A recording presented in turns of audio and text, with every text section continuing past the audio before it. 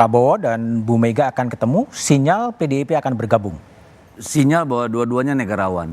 Oke. Saya kira Bu Mega belakangan ini sering teriakkan untuk mengingatkan kita bahwa kita tidak dalam situasi baik-baik saja. Artinya? Jadi artinya apa? Artinya Pak Prabowo dari awal itu memang harus benar-benar hati-hati. Kalau tadi seperti dikatakan gitu dilantik langsung kerja, itu harapan kami juga di PDI Perjuangan. Karena memang kita nggak bisa nunggu nih. Jadi saya kira walaupun singkat masa pemerintahan Ibu Mega itu 3 tahunan gitu ya.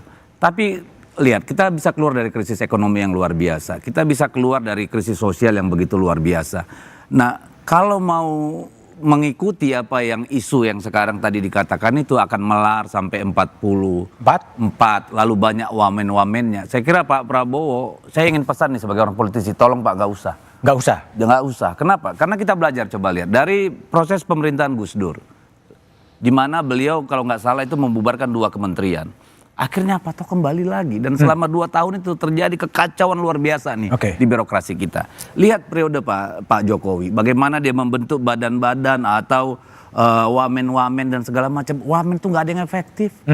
Di dalamnya jadi potensi konflik, nggak kebagian kerjaan apa-apa, nambah anggaran gitu ya. Lalu kalau mau dimekarkan, dari mana ASN-nya, dari mana birokrasinya, dan seterusnya. Bagaimana nomenklaturnya, bagaimana ini bisa nyambung semua. Itu 5 tahun juga nggak kelar.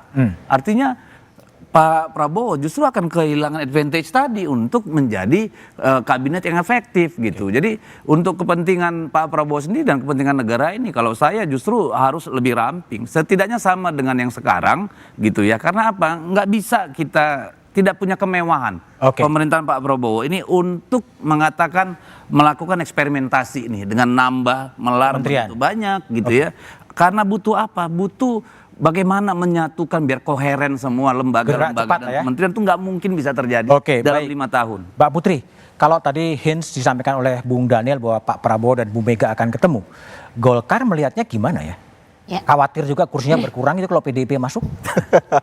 Kalau soal kursi, saya rasa itu udah clear dari awal. Kalau kita sangat percaya bahwa Pak Prabowo pasti akan memberikan porsi yang sesuai untuk latar belakang dan juga untuk latar belakang dan juga profesionalitas dari masing-masing orang-orang kompeten yang ditempatkan pada posnya. Jadi kalau misalnya nanti memang PDIP akhirnya bergabung ke koalisi Indonesia Maju Plus ini, tentu kami juga akan sangat senang karena selama 10 tahun juga kita sudah sama-sama membangun Indonesia di kabinetnya Pak Jokowi, dan terbukti bahwa ternyata ketika PDIP, Golkar, Gerindra bersatu, ternyata kita juga telah efektif ya walaupun dengan segala keterbatasannya telah efektif untuk membuat pemerataan pembangunan yang menurut saya salah satu hal yang tadi Bang Daniel sebutkan, cumulative advantage yang harus dilanjutkan sebagai komitmennya Pak Prabowo juga gitu ke depannya. Bung Herzaki, kalau Putri mengatakan sangat senang kalau PDIP dan masuk dalam kabinet Pak Prabowo, Demokrat juga sangat senang juga.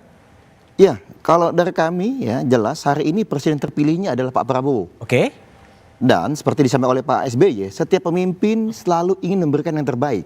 Jika dirasa oleh Pak Prabowo bahwa misalnya teman-teman PDIP bergabung di dalam kabinet ada hal yang terbaik, Demokrat akan mendukung dengan sepenuh hati. Ini menjadi komitmen kami, karena bagaimanapun ya, hari ini kita bahas mengenai akomodasi atau kompetensi, itu pun tidak perlu dipertentangkan, karena sebenarnya kedua-duanya bisa berjalan beriringan. Bagaimanapun negara kita negara majemuk, banyak sekali ya karakteristik yang berbeda-beda, tetapi juga kita masih ingat, kita selalu bisa bersatu, apapun perbedaan kita. Yang penting buat bangsa dan negara, itulah keyakinan ketum kami Mas AHY dan seluruh kader Demokrat, komitmennya tetap sama. Pak Prabowo 5 tahun kita jaga betul, kita kawal betul. Mau mengajak Bu Mega, mau mengajak PKB, Nasdem, siapapun, itu kita siap. Bahkan unsur-unsur ormas atau apapun, yang penting kami meyakini ini semua untuk bangsa dan negara. Untuk bangsa dan bernegara. Dan 5 tahun ke depan ini banyak tugas ya yang ingin kita wujudkan. Pak Prabowo punya banyak gagasan besar dan kami meyakini gagasan itu adalah yang terbaik untuk bangsa ini selama 5 tahun ke depan. Tugas Demokrat, Pak Prabowo silakan. Anda mau milih berapa menteri, Anda mau ngajak siapa, ayo kita jalan bareng, kami siap mendukung apapun. Baik, Bung Daniel, betul nggak sih spekulasinya bahwa PDIP pada saatnya nanti juga akan bergabung ke pemerintahan? Yang itu yang bisa jawab. Kalau Anda bicara Pak Prabowo kan? Yang bukan, kalau akan bergabung ke pemerintahan yang bisa jawab tentu PDIP. Kalau Pak Prabowo dan Partai Gerindra tentu dalam posisi terbuka dengan semua kelompok, dan itu adalah sikap jamaknya Gerindra dan Pak Prabowo sejak awal. Itu pertama. Kemudian kedua, Mas Budiman, Pak Prabowo yang jelas akan sangat akomodatif ya. Akomodatif terhadap apa? Terhadap kompetensi, terhadap keahlian, dan tentu juga Pak Prabowo akan sangat akomodasi terhadap nilai-nilai keindonesiaan kita, karena ketika menyusun kabinet ini kan kita juga harus mempertimbangkan misalnya unsur perempuan, kemudian unsur-unsur lainnya karena sangat kompleks dan sebagainya. Nah, itu juga sedang dipikirkan oleh Pak Prabowo, selain memang Pak Prabowo ingin memastikan ke depan tantangan kita itu bisa kita lewati dengan mudah, karena kondisi geopolitik, geostrategis tidak baik-baik saja. Oke, baik, Bung Arya Fernandes. Bagus kalau memang PDIP bergabung dengan pemerintahan, dan di luar siapa? Saya sih pada posisi mendorong PDIP untuk menjadi partai oposisi ya, di luar pemerintah. Karena menurut saya dari sisi publik kita tentu butuh perspektif non kabinet, non pemerintahan, yang mungkin bisa memberikan inisiatif-inisiatif baru terhadap kebijakan. Yang kedua, menurut saya nggak bisa bayangkan bagaimana seorang presiden terpilih bisa mengelola koalisi yang sangat gemuk. Kalau mungkin 5-6 partai mungkin oke. Tapi kalau 8 partai masuk kabinet, tentu saya nggak bisa bayangkan bagaimana mengelola koalisi yang gemuk itu. Dan tadi permasalahan-permasalahan koalisi juga banyak. Dulu saya ingat 2 bulan setelah Pak SBY terpilih di 2009, itu digulirkanlah hak angket Senturi. Dan salah satu motornya itu adalah justru dari partai-partai koalisi SBY. Ada PKS, ada PKB, ada PAN, plus Golkar, plus PDIP. Jadi bukan nggak mungkin nanti di tengah jalan akan ada juga hak angket itu.